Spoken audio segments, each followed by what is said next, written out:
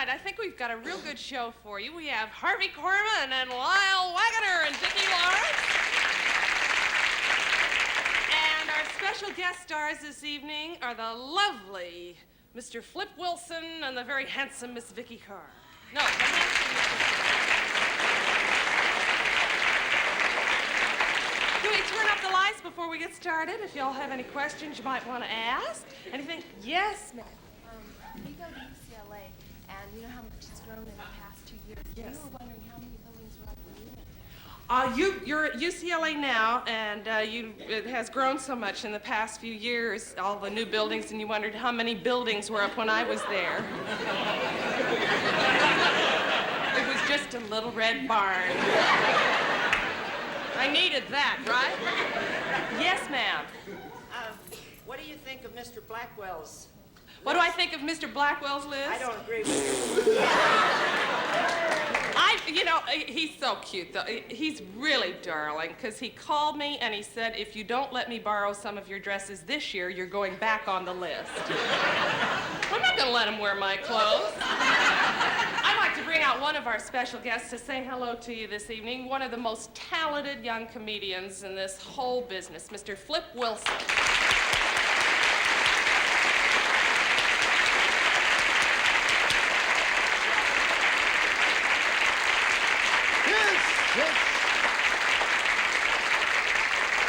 Y'all have any questions you might want to fire at Flip?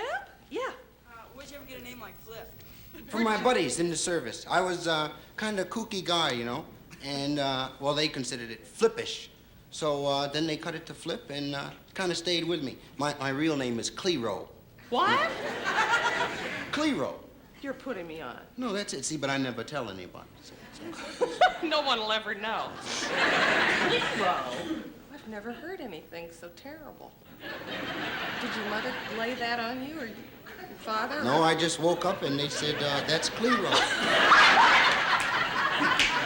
I looked around, I was the only one there. You know? This little boy. Yes. Young man. Hmm? How old is Flip? Oh, how old are you? Oh.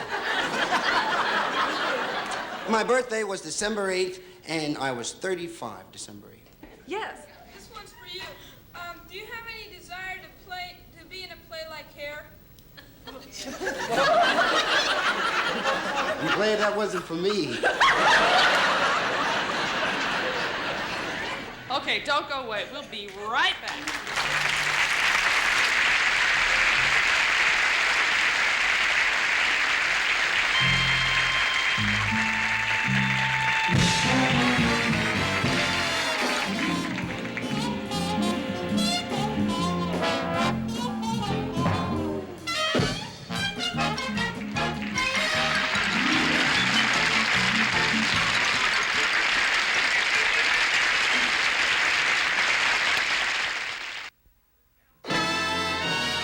The Carol Burnett Show is brought to you by the Colgate-Palmolive Company, makers of Colgate Enzyme Active Punch, the new detergent that puts the enzyme power of free soaps right in your washer.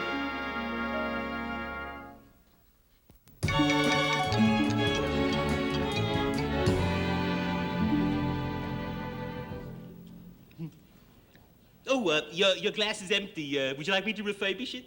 That's very nice of you. Yeah. Uh-oh. What's the matter?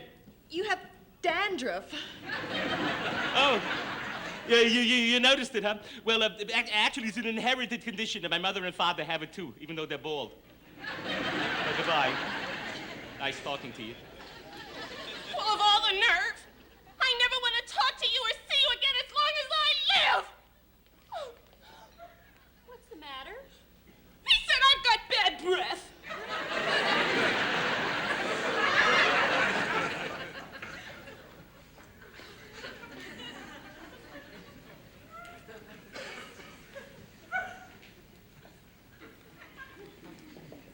Hi.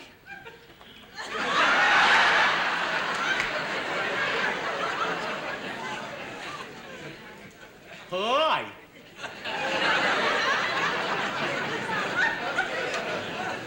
It's a nice party, isn't it? Oh, yeah, very much so. My name is Harriet.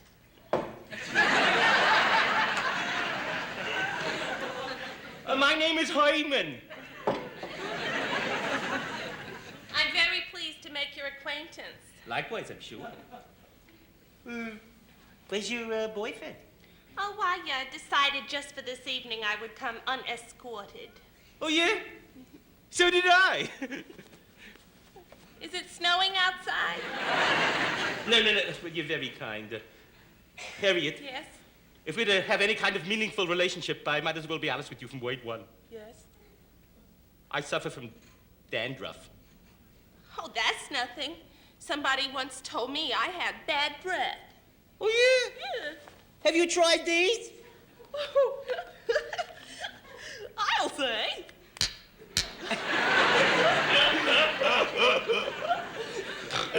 Isn't it a small world? Yeah, I'll say. Let's shake on it. Oh, pardon my glove, but I have lobster claw hands. That's not so weird. Oh. I have excessive stomach acidity. If you listen real close, you can hear it. Dip, dip, dip, dip, dip, dip. You know, Herman, as long as we're being frank and candid, I might as well tell you that I have dull and lifeless hair. Oh, yeah? Yeah. Well, mine is unruly. Have you tried grill cream? Yeah, but when I came back, everybody was gone. Tell me more. Well, I get tension headaches, Yeah. and I got wobbly dentures. Oh, I've got my own teeth, but they're dull and dingy. Oh, yeah? Now, those will look okay. Well, that's because I switched to new Ajax. Oh, Harriet, I want everything out in the open. I have all sorts of allergies, and I got clogged nasal passages, and... It's all right, Herman. You can tell me. Say eh. it. Say it. wetness. At last, I've met a man who has everything. Oh, Harriet, I feel such compassion and understanding and sympathy with you. Is it contagious? Everything with me is contagious. I'd ask you to dance, but my socks won't stay up. Oh, that's all right, Herman. I don't dance anyway. I have briar patch legs. I have tired blood. And I wear a slightly padded bra. Really? Cross my heart. Oh, Harriet, I'm so glad I found you. Oh, me too, Herman. You've given me temporary relief from minor pain of loneliness. What do you mean temporary? I like you even better than my mother. I would love to meet her. Come on, let's drive over to her house in my Etzel. Oh, isn't it wonderful?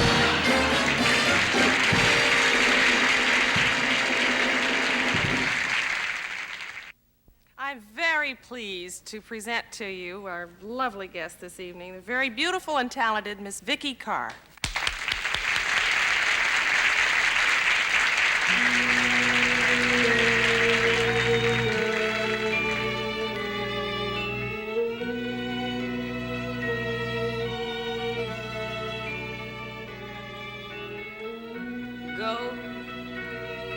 Go and leave me be. Go, for you are free. Do what you must do. Go, you're no longer bound. Now that you have found somebody new.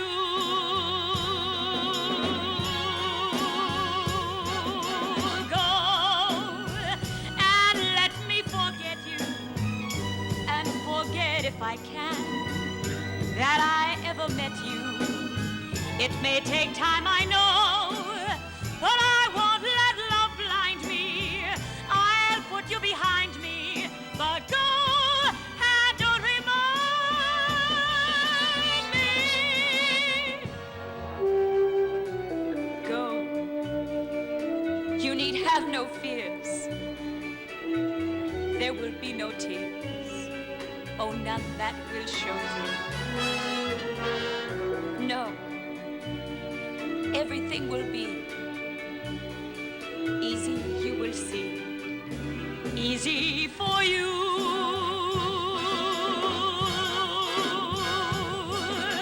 Go, or would it help speed you if I told you outright that I no longer need you? Or struck your face a blow and said, hey, I found a new love. I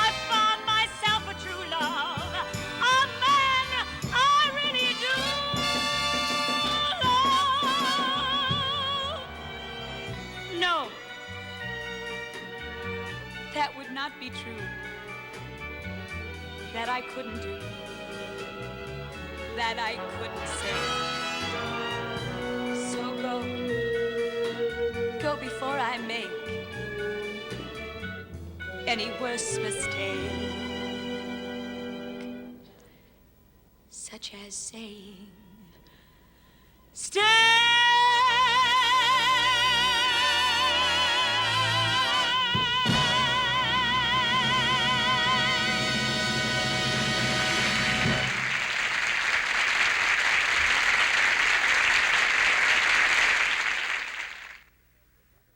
And now here's Flip Wilson.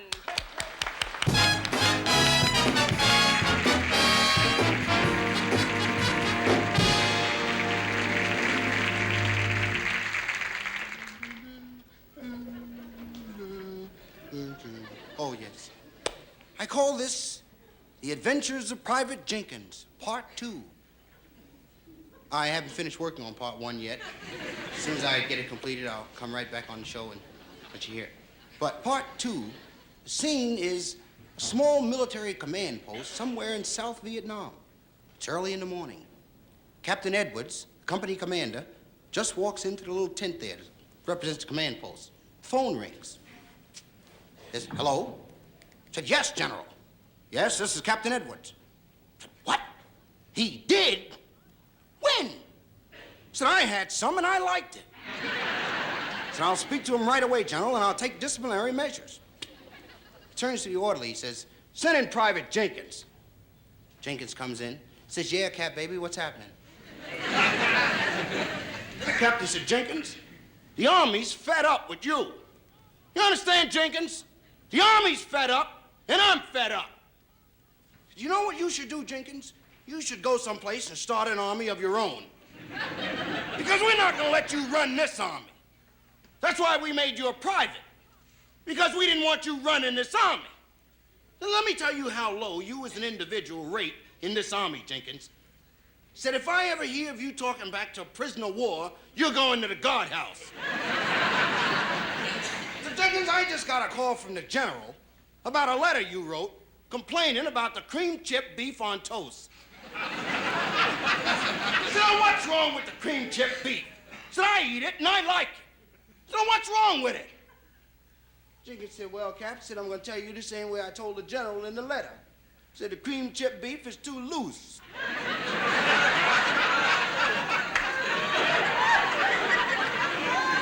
Said, I like my cream chip beef thick.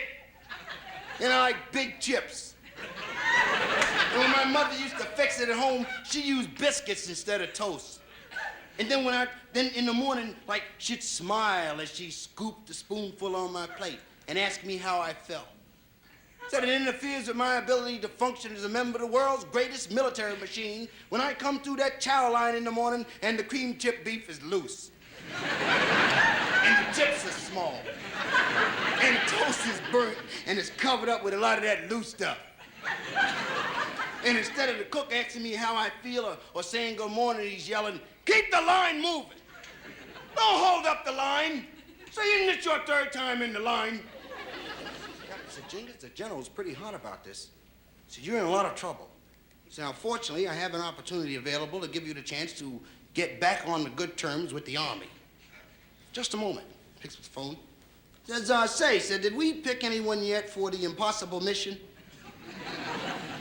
Said, well, Jenkins just volunteered. Said, Jenkins, let me tell you about the impossible mission. Said, we're getting ready to pull a big attack on the enemy. Said, what's holding up the attackers? We don't know how many there are. Yeah, but we know they're out there. We know they're out there because we see them every time we look at them. Said, other than that, we wouldn't know. Said, now, what I want you to do, Jenkins, is to sneak behind their lines tonight and count them. Jenkins said, count them? Captain said, certainly. Jenkins said, that's impossible. Captain said, how can you say it's impossible when you haven't even tried? It's about 9 that evening when Jenkins left camp. Instead of carrying hand grenades and weapon or ammo belt, he carried 4 ballpoint pens and a couple of notepads. He went off into the jungle. About 3 that morning, everyone's in the camp. It's asleep, you know, and they heard this sound. It was a weird sound. Sound like weird sound. You know, like a big giggle. And they rush out of their tent, you know, the captain and everybody else. They rush and they look. And Jenkins is coming through the jungle. And he has a rope. And at the end of this rope, there are 4,000 Vickie Carr. They're giggling.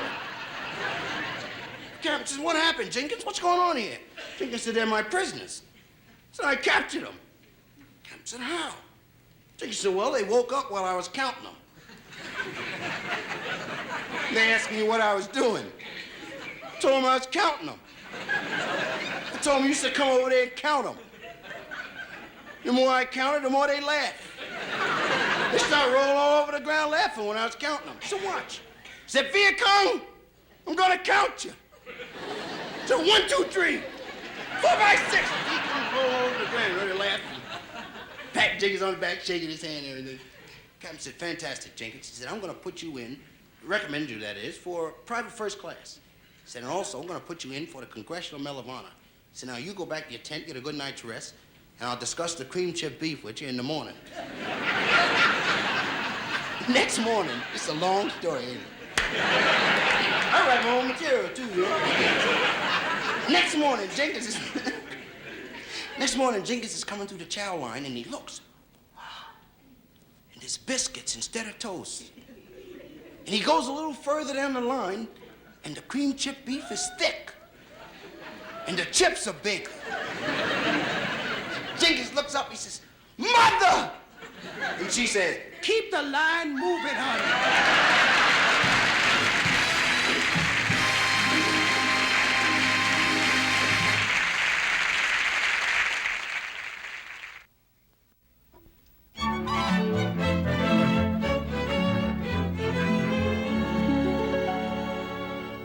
Boy, that was a neat birthday party the girls gave you, Carol. I never had champagne in the afternoon before, did you? Carol, where are you?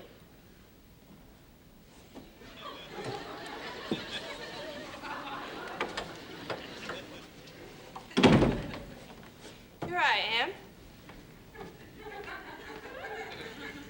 It was a neat party, don't you think?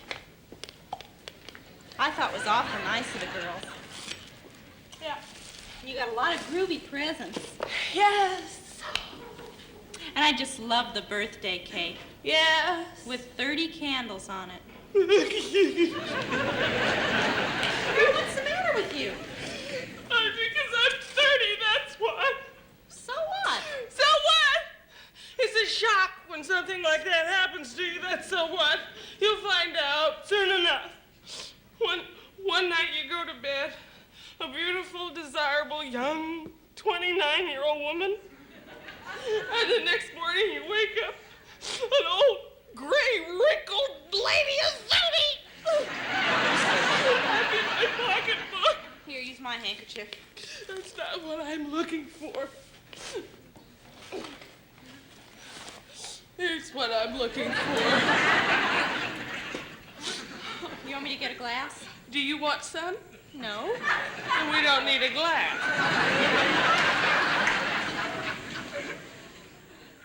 That's just what I needed, a sip of champagne. Carol, you're really carrying on. What are you going to do when you hit 40? I do not have to worry about that for another 15 years. Carol, maybe you better go up and take a nap before Roger gets home. All right, but first I need another little drinky. Carol, it's empty. How about that? I thought it was just very dry champagne. All right, Carol, come on, let's go. Up. Okay. Up. Okay. That's good. You're doing very well, Carol. Maybe we should go back. We shouldn't overdo it on the first day. Carol, you don't want Roger to see you like this, do you? No. You know how upset he gets when I have more than one drink. Well, wait till he finds out you've had more than one bottle. Just take me into the bedroom and he'll never know. Dear old girl. You'll know what it's like. Hi, Carol. Hi, Chrissy. Hello, Boy, be right back, honey. Get some black coffee into you. What a day. Could use a beer. Me too. Say something, honey? Nothing. No, nothing, sweetheart.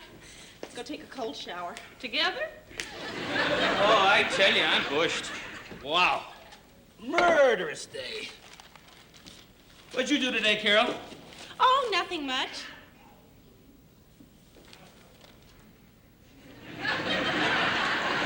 Sit down, honey. I'll be with you in a minute. I just want to see how our stocks did.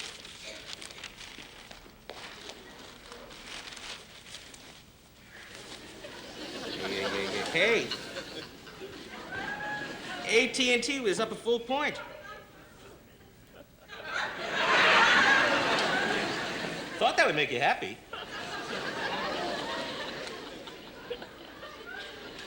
Carol, you all right?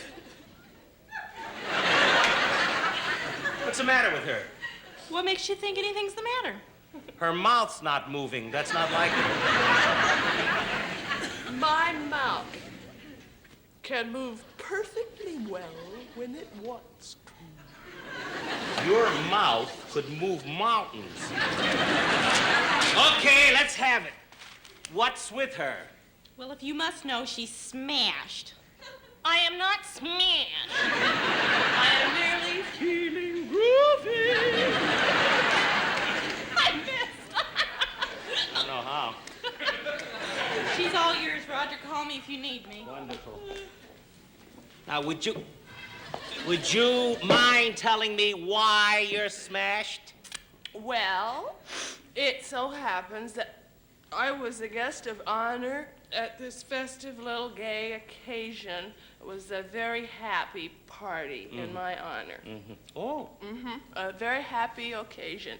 In your honor. Yes. And what was this momentous occasion? My 30th birthday. I don't know what you're carrying on about. You don't know?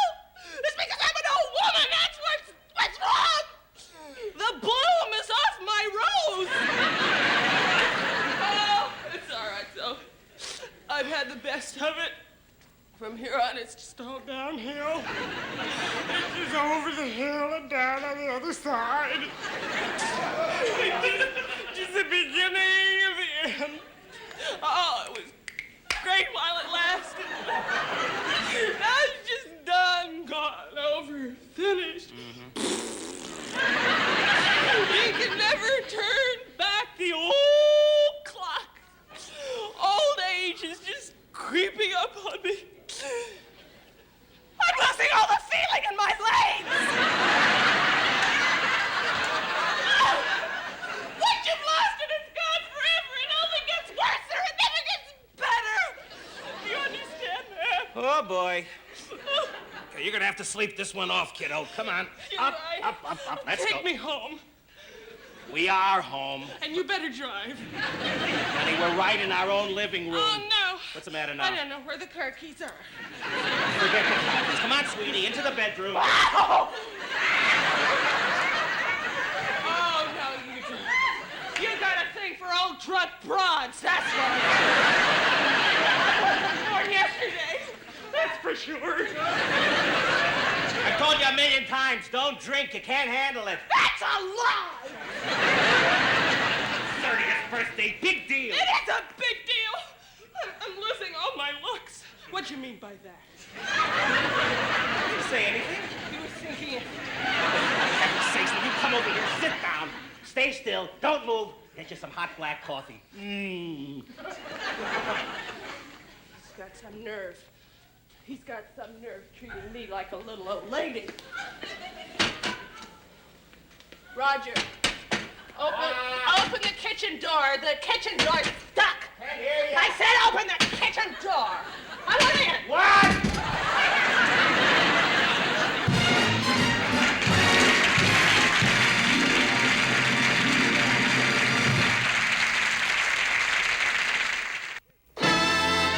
The first half of the Carol Burnett Show has been brought to you by the Colgate-Palmolive Company, makers of Ultra Bright toothpaste for a healthy smile with sex appeal. Ultra Bright.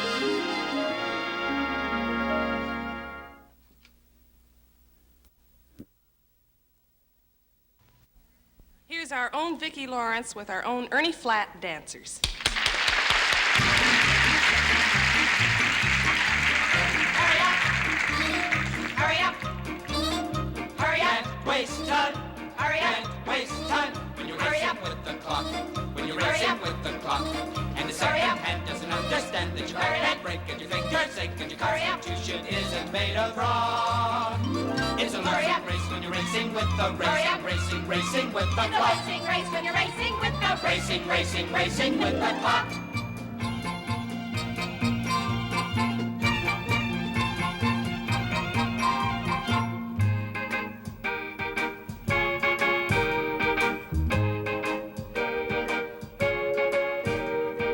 Raindrops are falling on my head, and just like the guy whose feet are too big for his bed, nothing seems to fit.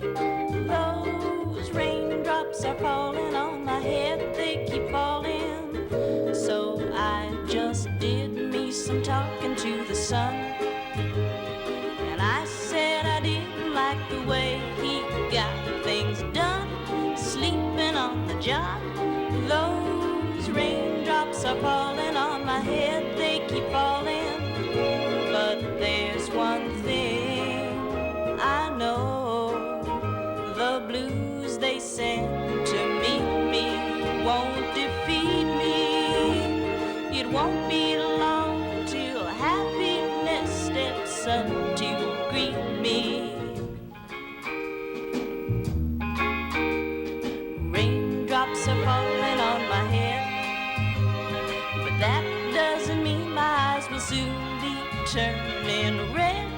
Crying's not for me, 'cause I'm never gonna stop the rain by complaining, because I'm free and nothing's worrying me.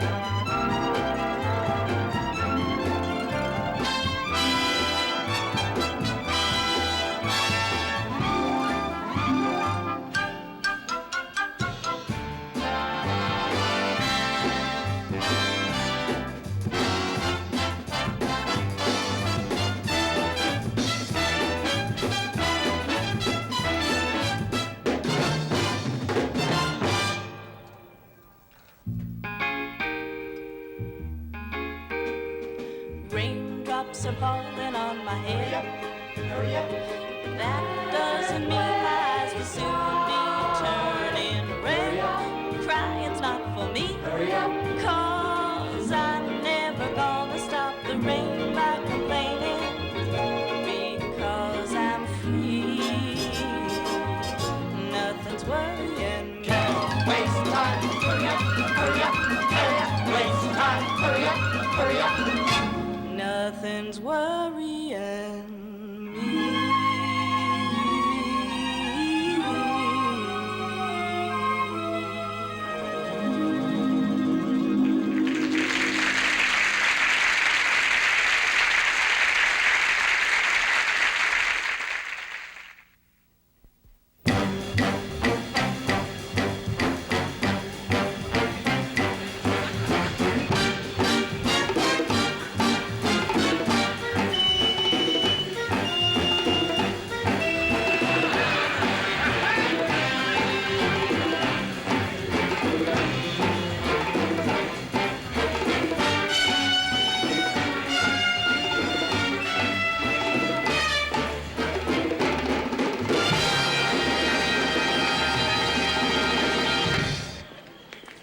going to be long, buddy. I'll be just a moment.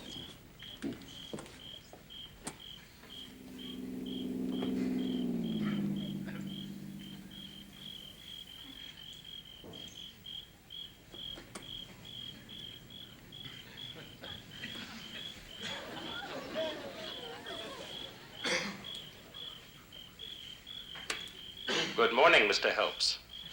The lady in the picture is Charlene Del Sardo.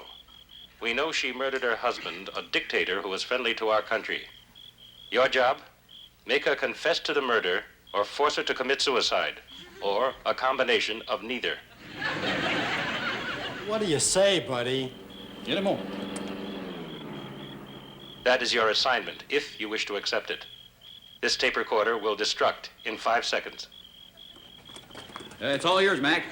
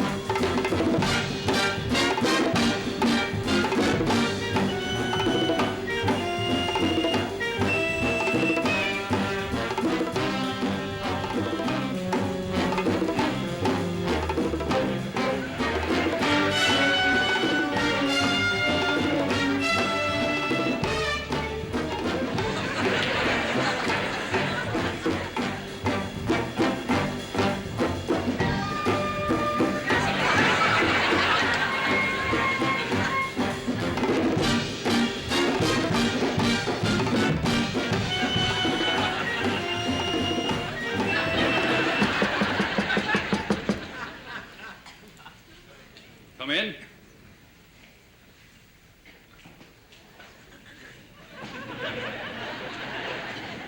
Hello, oregano.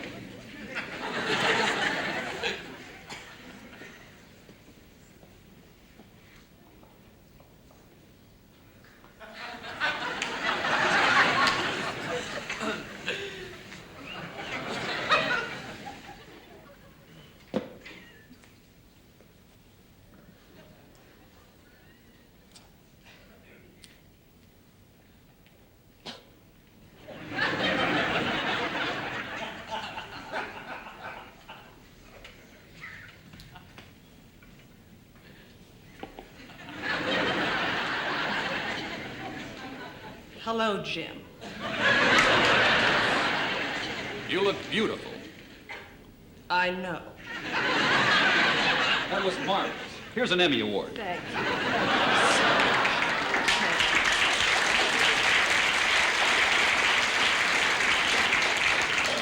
Thank you, but it wasn't me alone. I would like to thank all the little people who helped me win this. My producer, my director, my writers.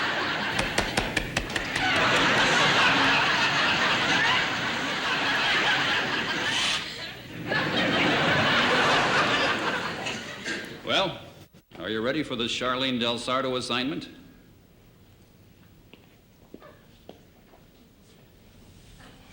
Yes. Where's Rollin' Over, our master of disguise? He's working on one of his intricate and challenging makeup jobs. He's such a perfectionist. Oh, here he is now.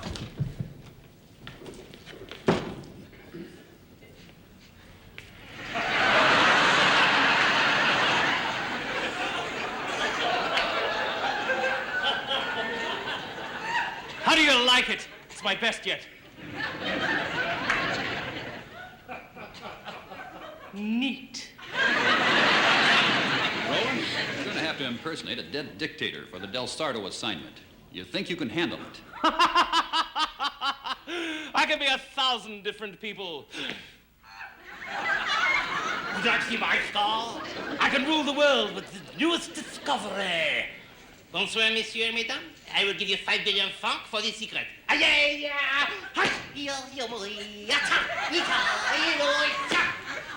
The most fabulous accent in the world, that's all. Roland, that was magnificent. Another Emmy Award. Thank you. I'm brilliant. She wins the Emmys. Who's missing? Dilly, the strong man.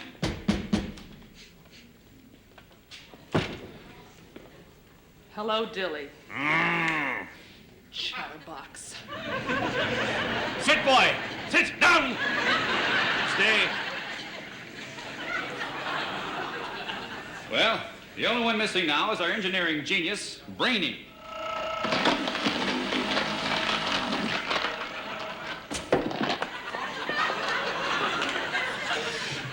Hi, team.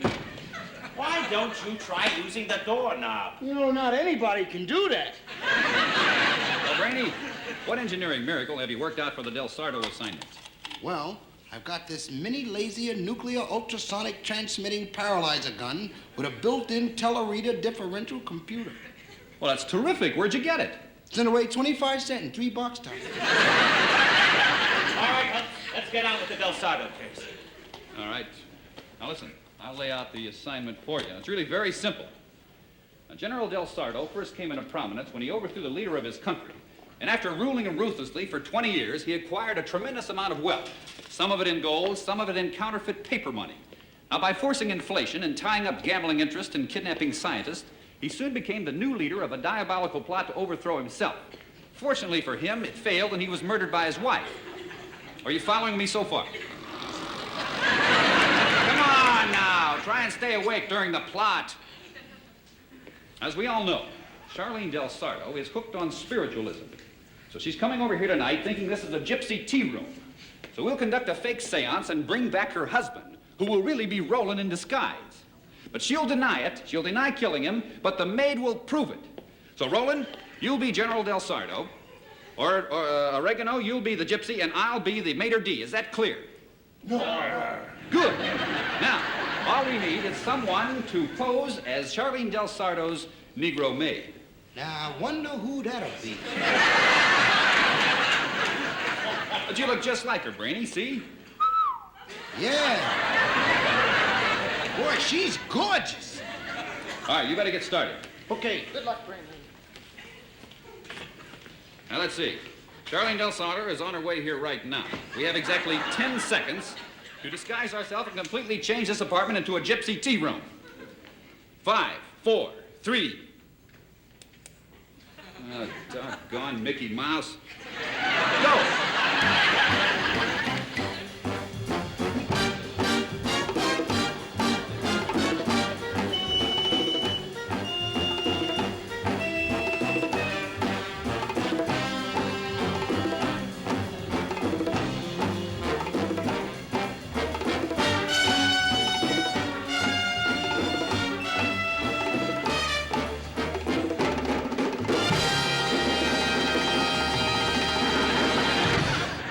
Perfect. Not a moment too soon. That must be Charlene Del Sardo.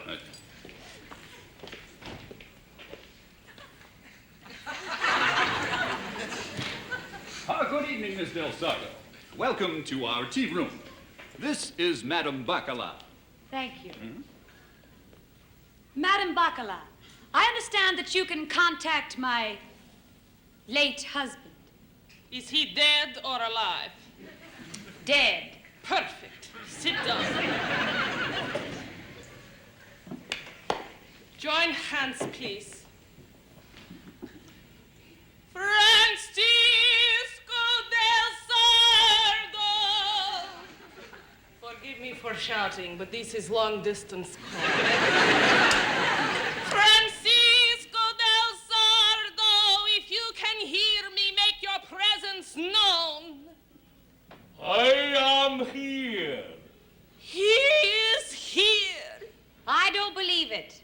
She don't believe it. I shall make an appearance. He shall make an appearance. Good. Good. Enough, Charlene. That is your husband, correct? Yes.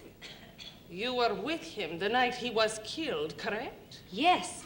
You killed him. No. 2 out of 3 isn't bad.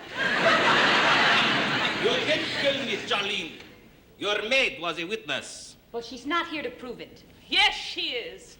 That's her now. How did you know that? I am not an award-winning gypsy for nothing. Come in.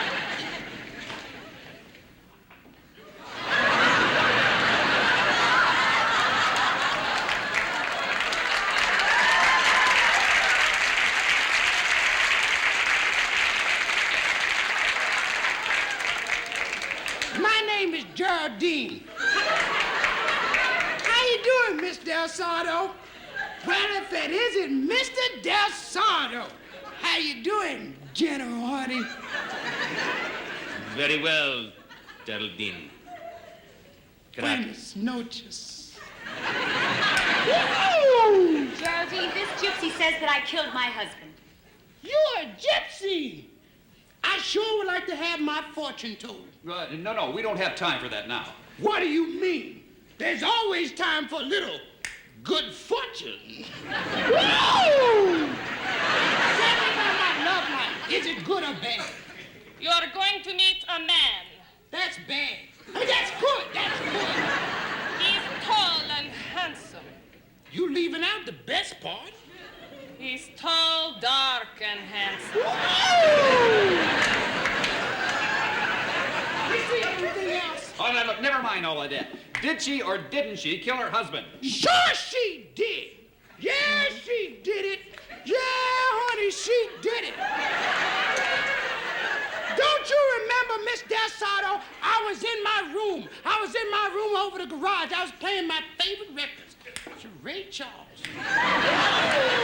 That's right. And I heard an argument between you and the general. I remember distinctly. I heard you say, I hate you, Francisco. And he said, put that gun down, Charlene. And you said, no, I ain't either.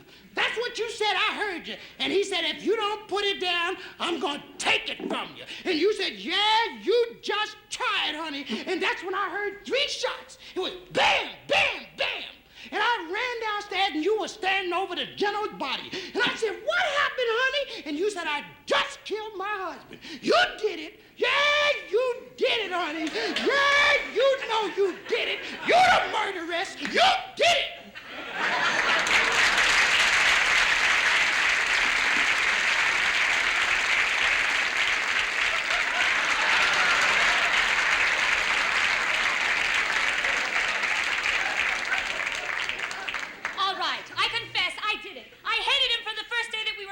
He was mean and vicious and heartless. And I killed him, and I'm glad you're here, and I'm glad I killed him. Yeah, honey. Well, take her away.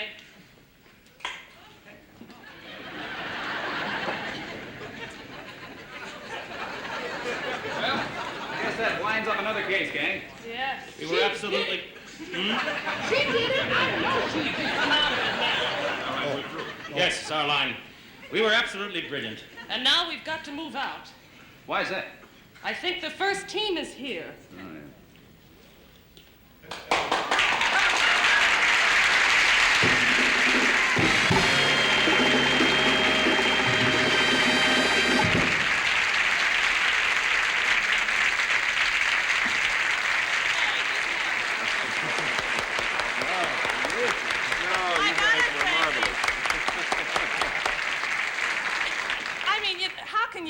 These guys enough. We called and said, hey, would you come on and be a surprise walk-on for our show? And all 4 were here and willing to do it. And, you know, they're busy. They have other things to do. And to come down like this, Mission Impossible is my favorite show anyway. And I want to thank Peter Gray and Leonard Nimoy and Peter Lucas. And I hope that you get many, many Emmys, all of you. If you could all each get one, I think it'd be great. After the show. Thanks, We we love just you. love being here.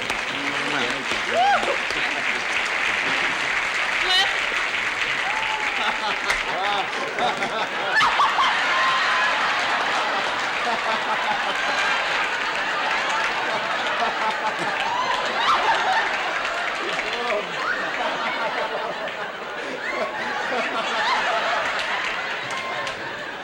What are you doing after the show tonight?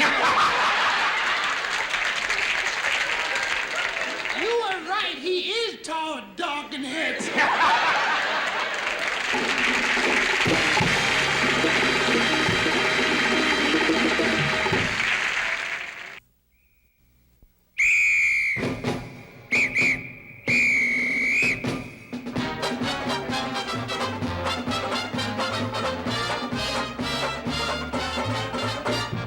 Don't be dreary. Life can be gay and cheery. A happy celebration full of fun they can be a party if you lift your spirit. Hey, let's hear it. Keep it swinging. Let's stop the whole world singing.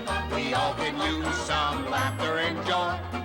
Time is flying. Stop your sighing. Whoop it up, just fill your cup because we've found that There's enough for all to go around.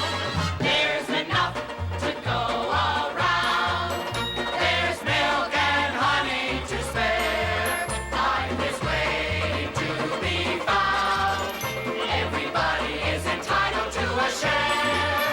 And the world is filled with love and laughter's wonderful sound. Maybe someday you'll regret it if you don't go out and get it. There's enough to go around.